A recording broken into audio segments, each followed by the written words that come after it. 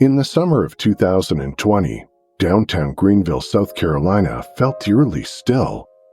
The parks along the Reedy River, normally alive with family and tourists admiring the town's iconic waterfall, were nearly empty. Those willing to venture outside walked along nearly deserted sidewalks. Many downtown shops had closed their doors temporarily. Some never reopened. But it was in this subdued atmosphere that 27-year-old Zachary Hughes, a classically trained pianist and Juilliard graduate, set up his Roland electric keyboard near the entrance to Falls Park. I applied for a performer's permit for public spaces, and then I started several times a week taking my keyboard downtown and playing these sonatas at various spots in downtown Greenville. Zachary's fingers danced over the keys as masked pedestrians passed by. And then, one August afternoon, a man approached Zachary along with his 8-year-old daughter. I didn't know who he was, but he came up and said he was a musician and asked if I'd be willing to take a request. He said his daughter's favorite piece was Clair de Lune, and I know that piece really well. It's a favorite piece of mine, so I played it for her. While Zachary played the girl's favorite song, he noticed something special about her. I could see her out of the corner of my eye, and she was just enraptured from start to finish. She wasn't running around, she wasn't on a device, she was just completely caught up in the music, and that made a big impression on me. Before going about their day, the man handed Zachary his business card. He was a music producer named John Mello. And he seemed like a great conversationalist. He was charismatic and outgoing, and I thought it'd be interesting to get coffee with him at some point. What began as a simple street performance would evolve into a casual friendship between two musicians.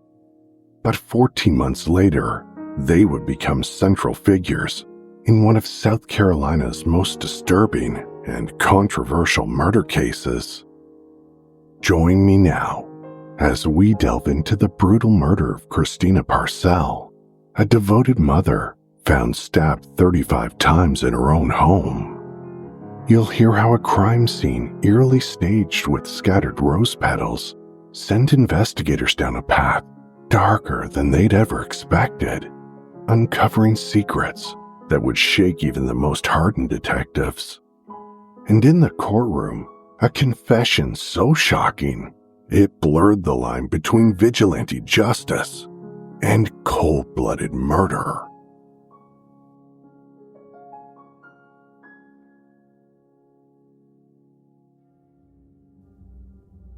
Family relationships are rarely simple.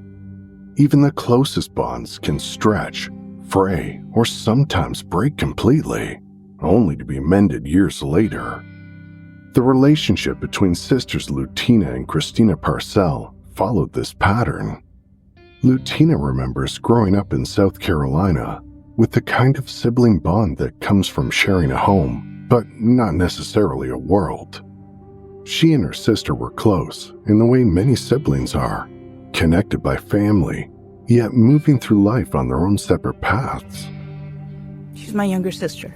She was 2 years younger than me, so we were close. We were different people, but we were, close in age, close as sisters. Early 2000s, she'd gotten married for the second time. I got married for the first time. We were both living our lives, and we were friends, not best friends, but we were friends. We were still, young enough where all of your childhood, younger, older sister relation, all of that baggage hadn't quite gone away yet. Then in 2008, Christina began dating a man named John Mello, a charismatic music producer almost 20 years her senior. Even though he was married and had a child, Christina dated John for the next 7 years. December of 2009, my dad had his first stroke when he was 51.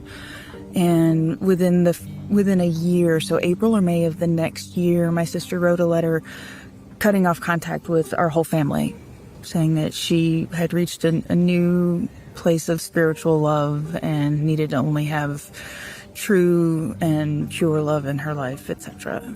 I would see her less and less in 2009, and then beginning in 2010, she cut off contact, and we didn't see her for 4 years. My sister reached back out to my parents July of 2014. My parents found out they had a grandchild. My niece was 2 years old. My sister began reconnecting. She reached out to me. We met for, I don't know if it's lunch or dinner, but Freddy's Custard and Easley was the first time I kind of got to see her and my niece again for the first time. In 2012, Christina became a mother to a little girl. We'll call Eva Mello, though that's not a real name. It sounds so trite. It's a big hurt. You know, this is my baby sister, and I'm trying to find a way to put her back in my life. So trying to get over my hurt feelings with her. So we interacted, but we weren't, again, tied at the hip best friends at that point. Christina and John ended their relationship in 2015. John was awarded sole custody of Eva, but their legal battle was far from over. For the next 6 years, tensions between them only escalated. Early on, I hate this phrase, but it's the only one I can really know. They had a gentleman's agreement early on about custody that suddenly nobody agreed to, so they went into court. In late 2017, John filed a police report with the Greenville County Sheriff's Office, alleging that Eva was being abused by her mother. A detective investigated the claims, but later stated, "As of today, this case is officially closed. I presented all evidence I uncovered to a judge, and a warrant was denied due to there being no probable cause." Despite the allegations, Christina was eventually granted court-ordered visitation rights. John had primary custody. My sister had visitation, standard visitation every other weekend, weeks during the summer, time on birthday and Mother's Day, at the holidays. It took years for Christina and Lutina to mend their fractured relationship, but by January 2020, they had made the choice to rebuild their bond. My mom was diagnosed with stage 4 lymphoma, which is scary. It's aggressive. My sister and I met for lunch, and we're making a plan for how are we going to get my mom through this. If something happens to mom, how are we going to take care of our dad, who's had multiple strokes? And during this lunch, she looked at me and said, "I really want you to be a bigger part of my life and my niece's life." And so we started consciously choosing to be more involved. This lunch marked a major turning point in the sisters' relationship. March going to April of 2020, I'm sheltering in place with my now ex-husband, so super great. I decided I didn't want to do that, and I'm getting an apartment for myself. And my sister had just said, "I want us to be closer," and her lease on that duplex was coming due in that spring of 2020, and I told her, "I'm getting an apartment. I can get a 3-bedroom apartment. If I got a 3-bedroom, then you could have your visit weekends with me, and we can spend time together. We have a playground, have a pool, etc., etc." So summer going into fall of 2020, my sister had her visit weekends with my niece in my apartment. When Christina wasn't staying with Lutina for visitation weekends, she lived with her boyfriend, Brad Post, a wealthy retiree 24 years her senior. She'd been with him since 2016. But by the fall of 2020, life seemed to be falling into place. The once estranged sisters were reconnecting. Christina had consistent visits with her daughter, and with Brad, she found stability. But this careful balance was about to be shattered when Christina received an unexpected email from John Mello in October.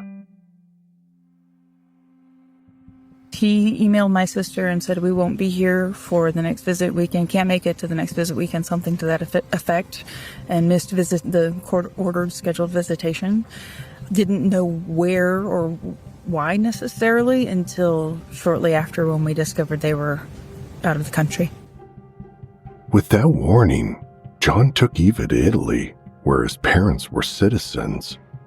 Once there, he began the process of securing Italian citizenship for both himself and Eva. intent on making their move permanent.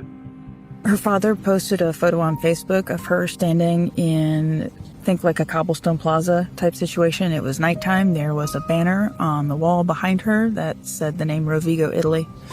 And once we discovered where they were, started investigating, how do you get someone back from a foreign country?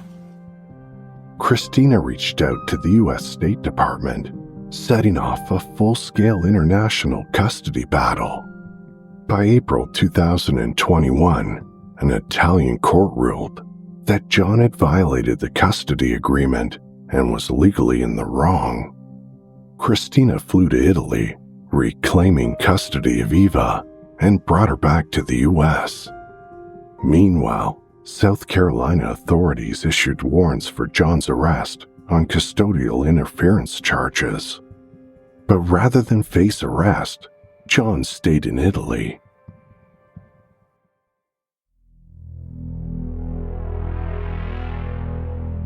We want to tell you about Moms and Mysteries, the podcast where two Florida friends uncover chilling cases with humor and heart. Melissa and Mandy are the moms behind the mics, taking you on a roller coaster of true crime stories while adding their own brand of humor into the mix. Respectfully, join them every Tuesday for Moms and Mysteries, your gateway to gripping, well-researched true crime stories. They're your go-to podcast for mysteries with a mothering touch. And now every Thursday, they're revisiting cases they've covered over the several years they've done the podcast with brand new case updates. We've been friends with Melissa and Mandy for years and love their podcast, so you gotta check them out. That's Moms and Mysteries. Listen now, wherever you get your podcasts.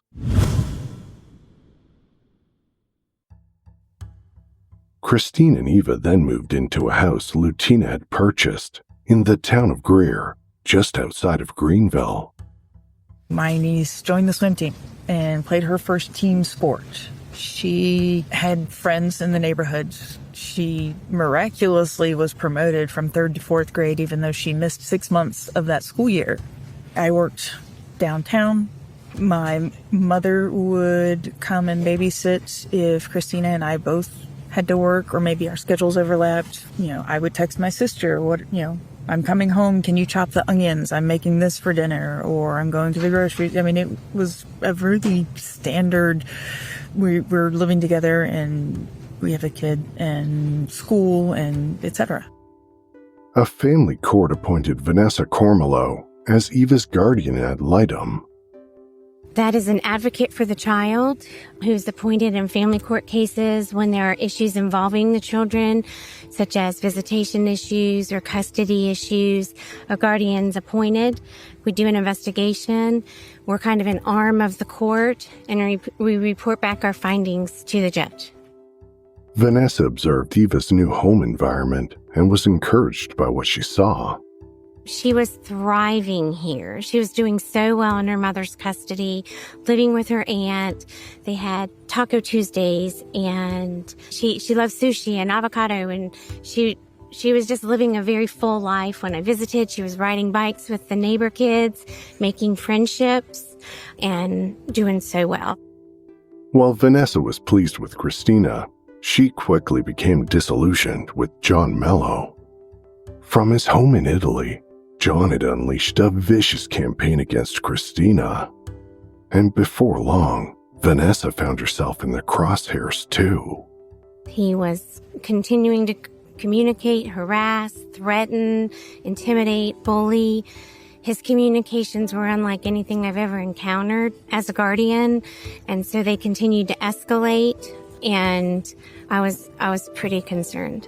He would tell me that I always needed to be looking over my shoulder, that he was coming after my license, that I was going to get arrested for criminal charges or civil charges, that I was definitely going to jail. He said awful things, that we were trafficking children. At one point, he had said I was manufacturing child pornography in my law office and put my address and my phone number right there. So he was definitely fired up. In the summer of 2021, anonymous envelopes began turning up in the mailboxes of Christina's friends, family, and neighbors. Inside were explicit photos of Christina, what Lutina would later describe as revenge porn. The envelopes also contained allegations that Christina had worked as a sex worker, along with screenshots of an escort website and its URL. Christina and Brad Post reported the harassment to the Greenville County Sheriff's Office, convinced John Mello was behind it. But while John was still in Italy, every envelope had been mailed from within the United States. By October 13, 2021, Christina was on the verge of securing sole legal custody of Eva. After 6 months without a visit, she would soon be able to file for termination of John's parental rights. The hearing was just 1 week away, but Christina wouldn't live to see it. Lutina remembers the morning of October 13th just as any other Wednesday. I slept a little later than normal, who knows why. And Christina had a job interview, so she was not necessarily up earlier than normal, but trying to get the day started and out the door earlier than normal. Christina, now 41 years old, was interviewing to become a veterinarian technician. But before she could go, she needed to drop off Eva at school. I was drinking my morning coffee in that middle sitting room where we called it the den. That's where we spent our time. Christina came back. She had forgotten the school communication folder that you're supposed to bring back every week. She'd forgotten that and stood in the doorway and said she had a hair appointment that afternoon and it was gymnastics that afternoon and what are we going to cook for dinner? And then she said, I love you, bye. And she walked out the door. Lutina left for work shortly after. On her way to her interview, Christina called her now fiancé, Brad Post. When she was driving to the interview, she called me and we talked for a while. And then she was a couple minutes from her interview, and so she hung up. A while later, he tried calling Christina, but there was no answer. I thought I should probably go over and see how she's doing. I went to the front door and rang the doorbell. She didn't answer. It was just after 11 a.m., and it was strange that Christina hadn't answered the door, especially since Brad could see her car in the driveway. I walked around to the back door because frequently they'd leave the back door unlocked. And I walked into the back door. It was dark, quiet, and so I walked back to, down the hallway to see if she was in the bathroom or the shower, and it was all dark. And I looked on the floor, and right at the entrance of the living room and off that hallway, there were petals from like a rose. And as I looked into the room, and I saw her on her back. What Brad walked into was pure brutality. Christina lay motionless on the living room floor, her body surrounded by a pool of blood. She'd been stabbed 35 times, wounds covering her head, neck, torso, and arms. Drag marks streaked through the blood, evidence that her body had been moved. And then there were the rose petals, scattered across the scene in a way that felt deliberate, almost ceremonial. A crime of rage staged like something out of a twisted fantasy. Brad didn't hesitate. He grabbed his phone and dialed 911. Shortly after, he called Lutina. The voicemail from Post said there was an emergency. And so I grabbed my purse, walked into the hall, told my boss, there's an emergency at the house. I'm going to go home. And made my way to the car. And as I was going back to my car, he called again. And I, again, went straight to voicemail. So I called him back. And he said, it's her. I think she's dead. So I got there as fast as I could.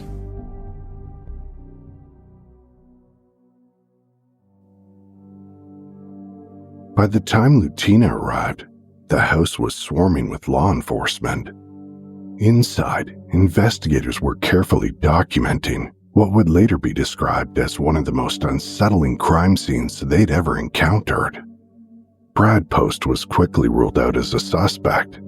His whereabouts that morning had been verified, That left John mellow. He had the strongest motive, but he was still thousands of miles away in Italy. Then came their first break. A neighbor's doorbell camera captured someone entering Christina's home at 9:15 a.m. Her car was still in the driveway. Minutes later, another camera recorded the same man riding away on a black bicycle. Dressed in all black clothing, a white face mask, black gloves, and carrying a black backpack. He was careful, calculated. Police now had their suspect, but they had no idea who he was. Working off the theory that John might have orchestrated the murders from overseas, investigators started tracking down anyone in Greenville with ties to him. The search led them to Michael Manigault, a local handyman who'd worked on John's old house. He agreed to provide a DNA sample, which was then compared to evidence recovered from beneath Christina's fingernails. No match. But during his interview, Michael mentioned another worker, a man named Zachary Hughes. At first, the name didn't ring any bells, but that was about to change. Investigator Blake Wolf started digging. I began researching Zachary Hughes. I just did a basic Google search of Zachary Hughes, Greenville, South Carolina. The first thing I noticed is there were several articles online about him being a pianist, being famous for being able to play music by memory. So then I logged into my South Carolina DMV online account, and I obtained a picture of Mr. Hughes's driver's license, his DMV photo. I showed that photo to Mr. Manigault just to confirm that I was looking at the same Zachary Hughes that he was referring to. After confirming that it was the same person, investigator Wolf continued looking into Zachary Hughes. A few months prior to Ms. Parcell's murder, the Greenville Police Department had installed traffic cameras around the city. So since he lived in the city, I believed if he had a vehicle, there would be some photos on these traffic cameras of his vehicle. So I found that he had a gold 1999 Ford Ranger registered to his name. So the city uses a traffic camera system called Flock. When you pass a Flock camera, it takes a picture of your license plate, and then it goes into a database that's searchable. So once I had Mr. Hughes's license plate from the DMV, I entered it into the Flock system, and I found 55 images of Mr. Hughes's vehicle. I found 2 images the day of Miss Parcell's murder. It was captured at 2:31 p.m. on October 13th, and then you can see a black bicycle in the bed of his truck. The black bike was a dead ringer for the one the murder suspect had been riding on the day of Christina's murder. So after learning this information, I acquired search warrants for Mr. Hughes's truck, his DNA, and his cell phone. When investigators compared Zachary Hughes' DNA to the evidence found beneath Christina's fingernails, it was a direct match. On November 3rd, 2021, just 3 weeks after Christina's murder, a warrant was issued for his arrest. But before police could track him down, Zachary made his own move. After learning he was wanted, he got in his car, drove straight to the station, and turned himself in. Zachary Hughes wasn't the only one taken into custody in the aftermath of Christina's murder. Just days after her death, John Mello returned from Italy, intent on reclaiming custody of Eva.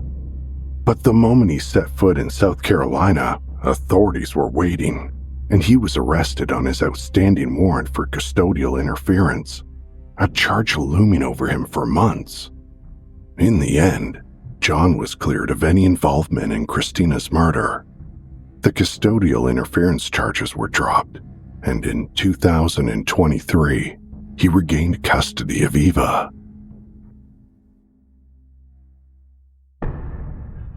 But there was one more person connected to Christina who'd been arrested in the days following her murder. And this is where this case takes a very, very dark turn. Although detectives had been able to verify that Christina's fiancé, Brad Post, had an alibi for his whereabouts at the time of her murder. The officer interviewing him at the crime scene noted he was acting visibly nervous during questioning. The detectives soon discovered why. During a follow-up interview on October 19th, 6 days after the murder, police executed a search warrant on Brad's cell phone. According to court documents, a detective discovered, quote, numerous images of child pornography on the device. To his horror, the detective identified Eva Mello, 9 years old at the time, as one of the victims in the images. Another friend of Eva's around the same age was also allegedly identified. Brad Post was immediately arrested, and Eva was taken into emergency protective custody. Further search warrants revealed that Brad had as many as 9 electronic storage devices, allegedly containing over 15,000 images and videos depicting child sexual abuse. But the most disturbing revelation was yet to come. According to police warrants, they allege that a number of these images depicted, quote, a nude prepubescent female, Eva Mello, and a nude adult female, Christina Parcell. Bradley Post appeared in court this morning. He was first arrested in October and accused of having child pornography. Warrants say on November 23rd, Post was charged with third-degree sexual exploitation of a minor and third-degree criminal sexual conduct with a minor. Officials say evidence shows Post produced child sexual abuse material and committed lewd acts on the victim. This morning, the judge denied him bond. Records show Post and Christina Parcell were issued a marriage license this year. Parcell was killed back in October. A local pianist, Zachary Hughes, was charged with her murder. Over the following months, 2 lawsuits were filed against Brad Post and the estate of Christina Parcell. The first was filed on behalf of Eva's childhood friend, and the second was filed on behalf of Eva herself. Both lawsuits allege that Christina and Brad were not only aware of the production of these images, but had actively participated in creating them. Brad, however, has pleaded not guilty and is denying the claims against him.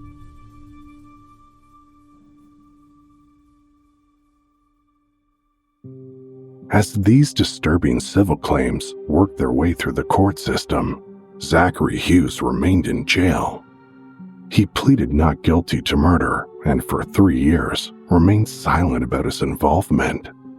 During this time, the public was left stunned and confused as to how a gifted classical pianist could become involved in such a horrific crime. The answers would have to wait until February 2025, when Zachary's murder trial finally began in Greenville County. But before the trial began, the prosecution fought to suppress any evidence of child sexual abuse material. The state felt that it was prejudicial, and it was in conjunction with our motion to exclude evidence of child pornography that is allegedly found on Brad Post. And I say allegedly because Brad Post has not been convicted. He's been charged with sexploitation of a minor first and third, and I believe buggery, based on lots of videos and photographs that were located on his phone and thumb drives and computers. He just happened to be the fiancé of Christina Parcell. In addition, the state was attempting to comply with the Victims' Rights Act as well, which a victim, in this case Christina Parcell, has a right not to be shamed and ridiculed in the case against the defendant who's allegedly committed this murder. So the state filed a motion to exclude any reference to any evidence of the child pornography. And I say the alleged child pornography. Again, it has not been substantiated in any court, as Brad Post has pled not guilty to those cases.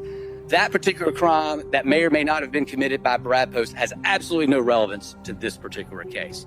And we highlighted in our motion, Your Honor, the highly, highly prejudicial effect of putting in the fact that child pornography may have been on some of his devices. Defense counsel countered with an argument of their own.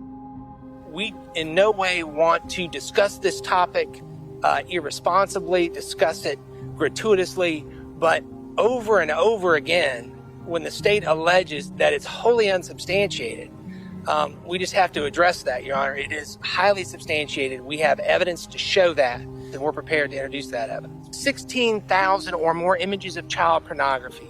We have photographs. We have videos. This evidence came to pass based on the actions instituted by Brad Post, who was engaged in this illegal conduct with Christina Parcell.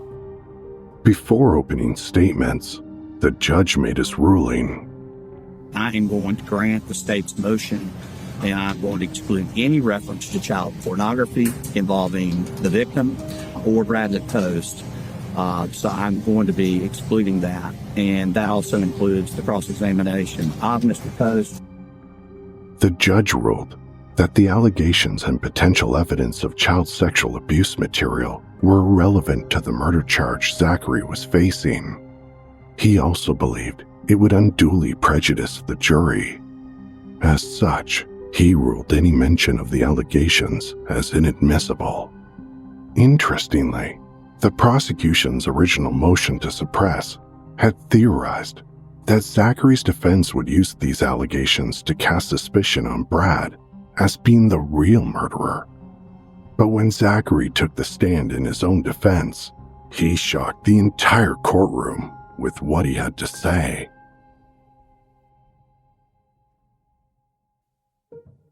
Zachary explained to the court that he'd met John and Eva Mello randomly while playing the piano in downtown Greenville in 2020. He then said that over the next few weeks, the three of them developed a casual friendship. We get coffee a few times. We got pizza once. We went to an art gallery, things like that. She's a really special kid, definitely mature beyond her years. She could hold a conversation with adults. She looked you in the eye. It was just very evident to me that she was a very healthy, loved child. She clearly loved her dad, and it was obvious that he had done a great job raising her. I was convinced that she was a happy, healthy kid, and he was a great father. October 2nd, 2020 was Zachary's 28th birthday. John took him out for some tacos and drinks. Towards the end, at one of these taco stands, he became very pensive and even distraught. And he started to tell me about just really grave concerns he had about his daughter, specifically when his daughter was with her mother, Christina Parcell. And he essentially said that he just didn't trust her, and he thought that she wasn't responsible and that she might even hurt her at some point. It was clear that he just was terrified about the danger his daughter was in, and this made a big impression on me. 11 days later, John took Eva and absconded to Italy, where she remained for the next 6 months. John and Zachary didn't communicate much during this period, but when Eva returned to the United States, John reached out to him. In April, he sent me a message, and it was clear from the text that he was very upset, just saying that, "What am I going to do?" Something along those lines. At this point, I felt that I had a certain sense of responsibility to help him with what he was dealing with this custody battle for his daughter's sake. We began communicating probably every day, at least by text, often by phone calls. I was giving a lot of time towards hearing what he had to say, trying to help him in any way I could. He needed a lawyer in family court, so I was calling a bunch of lawyers in Greenville, trying to find someone who could help him. But notably, while we were having these conversations, he began to tell me in much more detail what his concerns were about Christina Parcell. He started describing Christina Parcell's character and her personality. And despite the fact that he can exaggerate and overblow the truth, and he's often not very believable when you listen to him, I was convinced at that point that he must be describing something true. And I was right to believe him. John then showed Zachary images of Christina that were purportedly taken from an online escort website. Zachary then admitted on the stand that he was the one who'd mailed the anonymous packages containing these images of Christina in the summer of 2021. I wanted parents around that neighborhood to know that their children were not safe around her or around Brad Post. I wanted different people associated with this, such as the guardian ad litem, the police, to have access to this information so that they would have all the evidence that I was looking at that clearly demonstrated that Christina was a danger to children and her own daughter. And I also wanted there to be social pressure on Christina Parcell. John also provided Zachary with a family court deposition Christina had given in 2016. Various things she freely admitted to in her deposition, that she had a history of using and manipulating men in order to get money and in offering sexual services in return. She admitted to being a pornographic actress and producing a film in South Carolina where she rubbed her feet on a man's penis. She admitted to using sugardaddyforme.com, where she sought out romantic relationships with older men with a clear emphasis on it being a trade, essentially a reciprocal thing, where she was seeking out to be taken care of financially. She said that she had a general disinterest in having children at the time, which is why that she gave up custody of her daughter to John Mello when her daughter was very young. For most of Zachary's testimony, he followed the judge's ruling and didn't bring up the inadmissible allegations against Brad Post. But halfway through, that started to change. Given the extremely grave nature of John's concerns for his daughter, especially while she was in the custody of her mother and potentially being exposed to her mother's boyfriend, Brad Post, who John believed was a pedophile and is a pedophile. Stay. The jury was instructed to dismiss Zachary's comment.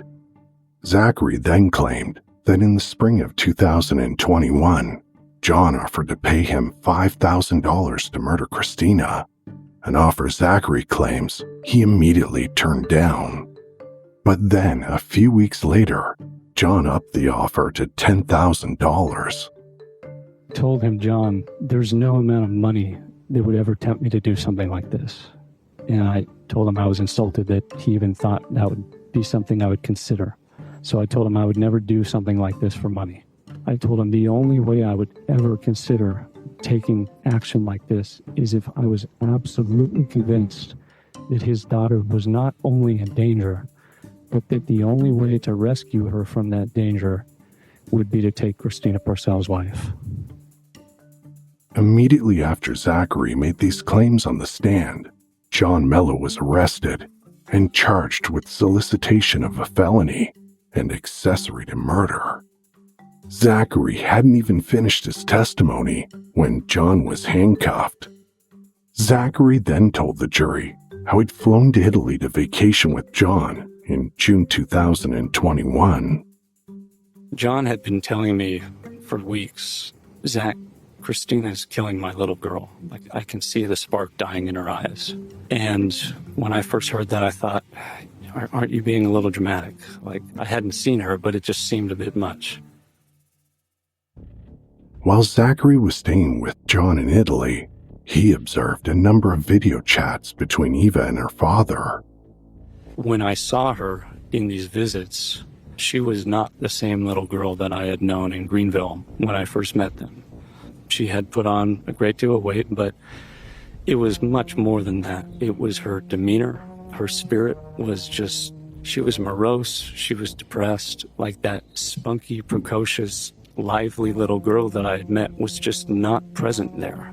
It was a complete change in character. And I mean, John would ask her how she was doing, and she would always try to give a good response. Like, she would try to smile and say, "Oh, I'm fine, Daddy," and try to put on a good face. But it was clear that she was doing that because she didn't want to worry her dad.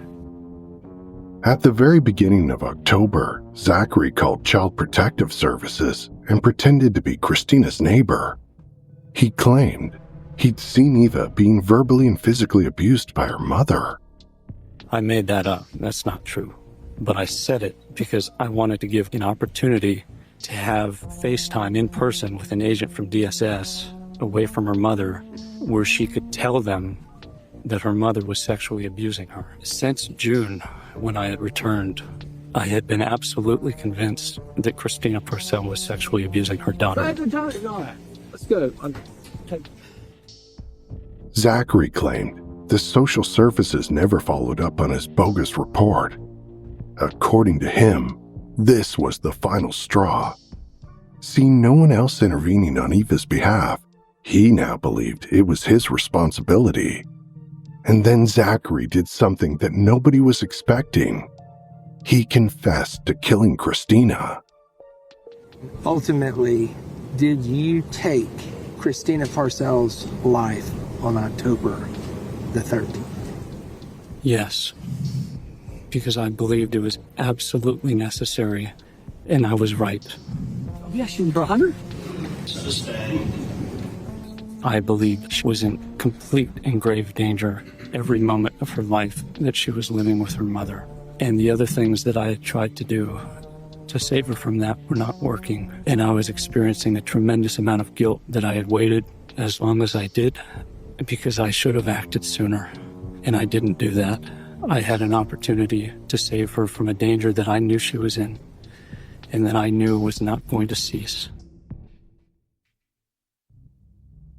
Zachary then walked the jury through the terrible events of October 13th.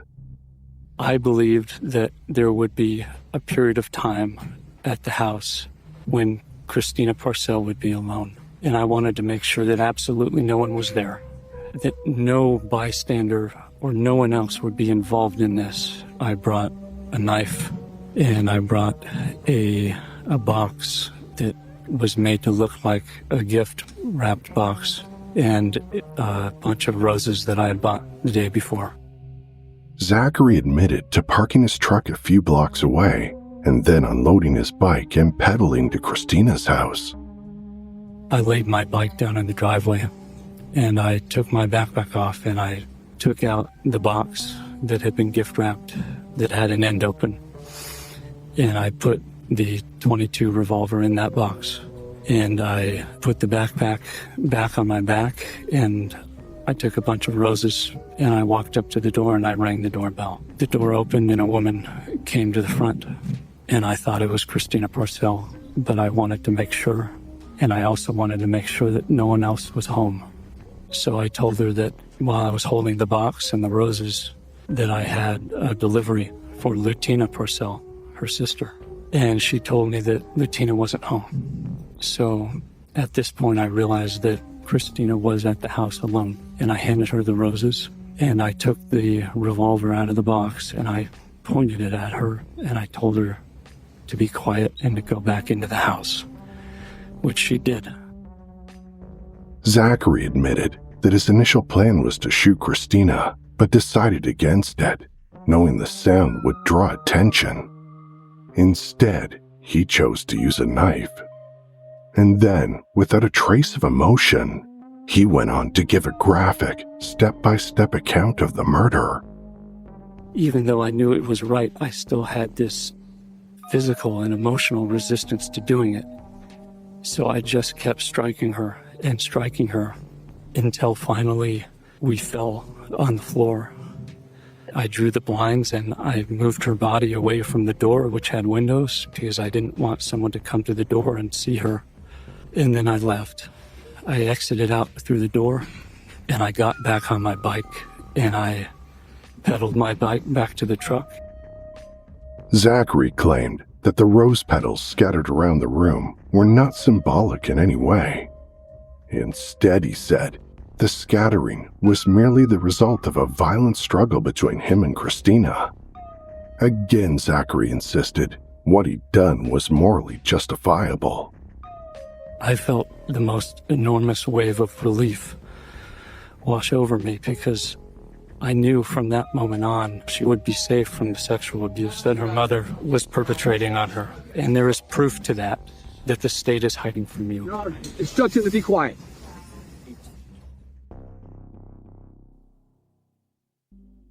During the state's closing arguments, they cast doubt on Zachary's portrayal of himself as a vigilante with justifiable cause. Zach Hughes never talked to Christina Parcell. He didn't know Christina Parcell. He never met Christina Parcell. Everything he knew about Christina Parcell, even according to his own testimony, was told to him by John Mello or shown to him in certain evidence. He is drawing those conclusions on a little bit of information and nothing but whatever John Mello is feeding him.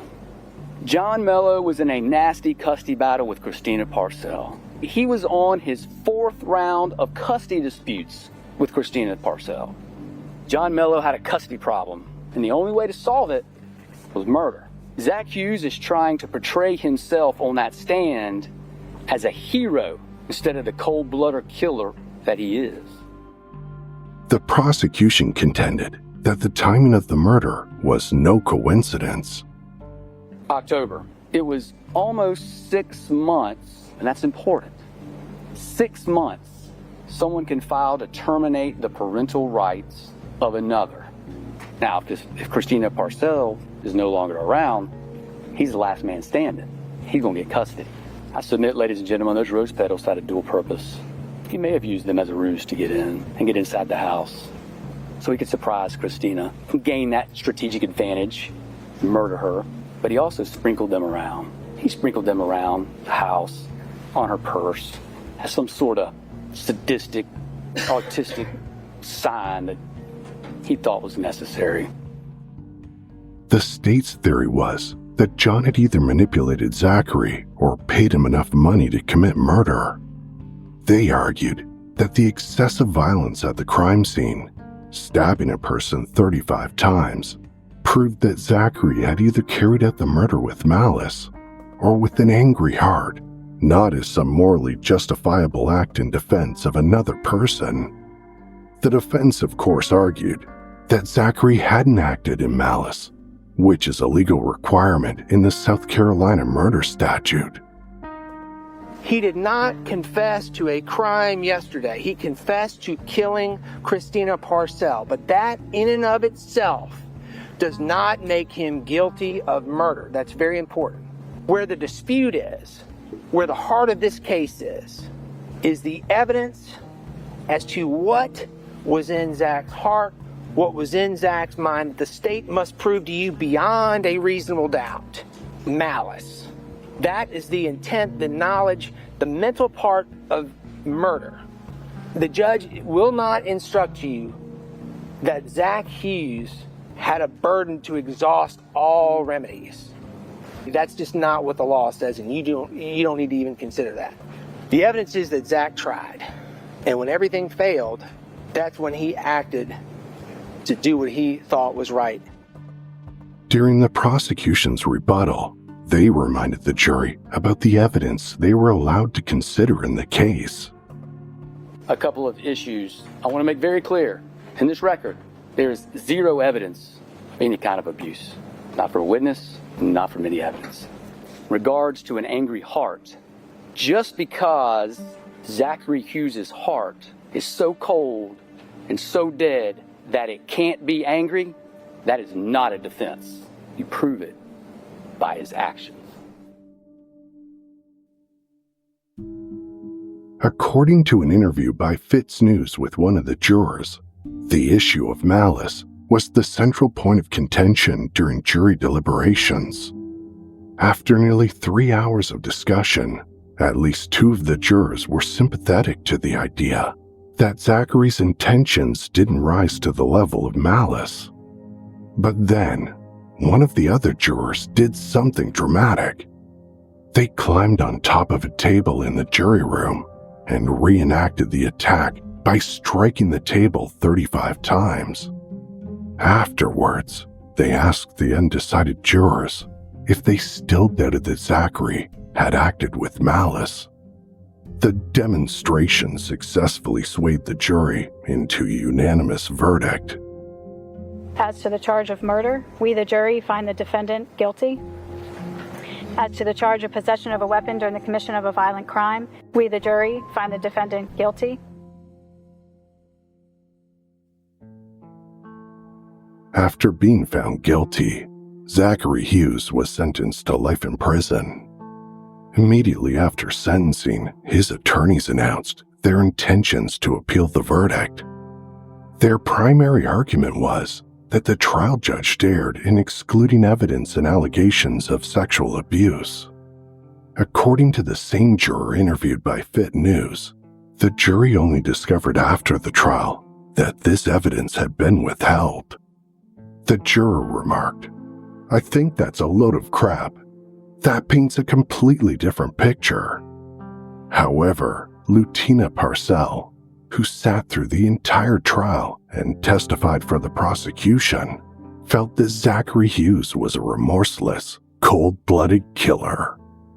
He recounted step by step in excruciating detail everything he did. Did he cry? Did he shake? Did he look visibly distressed? Did he once look repulsed? Did he ever once look nauseated? As he described, dragging my sister through my living room. Cold doesn't begin to describe the lack of emotion. There has been no remorse once shown by this defendant in this courtroom. He wanted to kill someone. He was given a target on a silver platter. He was given an address, a date, a time, and he planned it because he knew that if he planned it just enough, he would never get caught. You're left with either two options. Either he is a weak, easily manipulated man who would kill anybody that anyone asked him to, or he's not. And if that's the case, then he absolutely would do this again. The only thing that I will say about this situation overall is that all of these men did nothing but use my sister. John Mello used her to create a whole new family when he had a wife and children already. Brad Post used her. This defendant used her. All of them used her for their own twisted personal gratification. In the wake of the trial and John Mello's arrest during Zachary's testimony, Eva Mello once again found herself in emergency protective custody. Throughout this twisted saga, Eva has remained the silent center of a storm created by adults who claim to love and protect her. Brad Post awaits trial for child exploitation and sexual abuse, and her father now faces accessory to murder charges based on Zachary's testimony. It's important to note that the allegations against Christina Parcell have never been proven in a court of law, and because of her murder, she will never have the opportunity to defend herself against these claims. As these remaining cases make their way through the courts, we may learn more about what really happened behind closed doors. But legal proceedings cannot undo the trauma already inflicted on a child who lost her mother, father, and any semblance of a normal childhood. While the courts may render verdicts and assign blame, it's Eva in the end who carries the invisible weight of this tragedy. A child, now barely a teenager, forced to navigate a maze of adult horrors, for which there aren't, and never will be, any easy answers.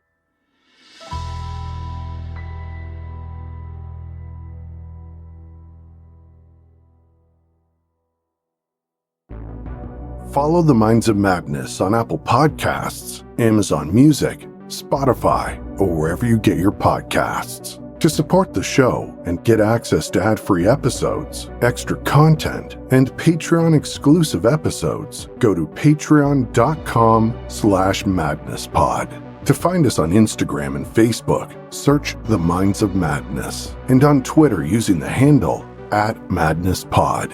And also, by checking out our sponsors and using our promo codes, you're also helping support the show. We've got all the links in our episode notes. So until next week, thanks for listening.